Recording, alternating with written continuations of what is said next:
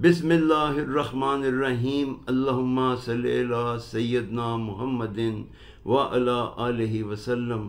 अस्सलामु अलैकुम वरहमतुल्लाहि वबरकातुहू। मेरे नाज़रीन व सामीईन, मेरी आज की गुफ्तगू का उन्वान है सब्र, शुक्र और मोहब्बत। सब्र, शुक्र और मोहब्बत का इंसानी ज़िंदगी में एक बहुत बड़ा मुकाम है। सब्र इंसान की ज़िंदगी से मुश्किलात को टाल देता है।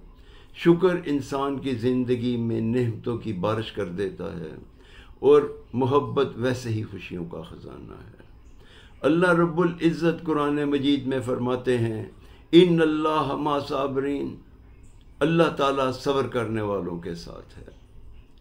जो इस बंदे के साथ अल्लाह होगा, मुश्किलात में उसे ना कोई गम होगा, ना कोई हुज़न होगा, ना कोई परेशानी होगी।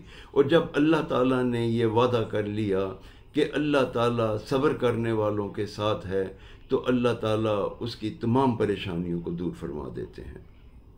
शुक्र अल्लाह ताला का फरमान गरामी है कि तुम मेरा जितना शुक्र करोगे मैं तुम्हें उतना ही नेमतों से नवाजूंगा।